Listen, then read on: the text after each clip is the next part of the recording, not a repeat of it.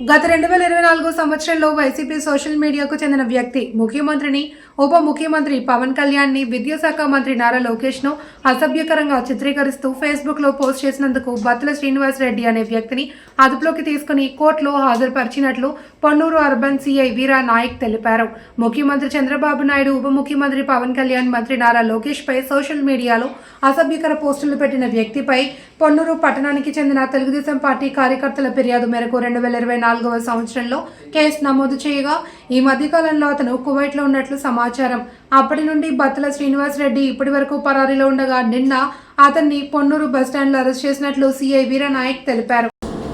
Battulapalli Srinivasa Reddy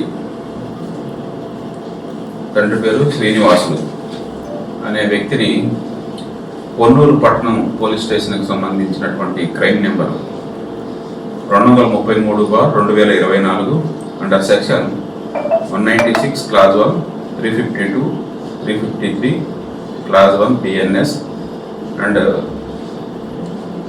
section 67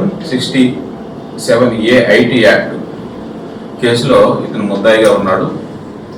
ఈ case 2024లో నమోదు చేయడం జరిగింది. ఇది సోషల్ మీడియాకి సంబంధించినటువంటి కేసు. దీని వివరాలు ఏంటంటే, గౌరవ ముఖ్యమంత్రి అయినటువంటి శ్రీ నారా చంద్రబాబు నాయుడు గారు, విద్యాశాఖ మంత్రి అయినటువంటి శ్రీ నారా లోకేష్ గారు మరియు జనసేన పార్టీ అధ్యక్షులు ప్రస్తుతం ఆంధ్రప్రదేశ్ రాష్ట్ర డిప్యూటీ సీఎం గారు అయినటువంటి పవన్ కళ్యాణ్ గారి యొక్క ఫోటోలను నెట్లో నుంచి డౌన్లోడ్ చేసి వాటిని ఇతనికి ఉన్న టెక్నికల్ నాలెడ్జ్తో మార్ఫింగ్ చేసి కొన్ని అసభ్య పదజాలం వాటికి జోడించి ఫేస్బుక్ అకౌంట్లో పోస్ట్ చేయడం జరిగింది. దీని మీద వచ్చినటువంటి కంప్లైంట్ని ఆధారంగా చేసుకొని అప్పుడు కేసు నమోదు చేయడం జరిగింది. ఈ రకంగా ఇతని మీద రాష్ట్ర వ్యాప్తంగా 10 వరకు కేసులు నమోదైనవి వివిధ జిల్లాలలో. అప్పటి నుంచి ఇతను అబ్స్కాండింగ్లో ఉన్నాడు. అప్పటి నుంచి ఇతను కువైట్ పారిపోయాడు.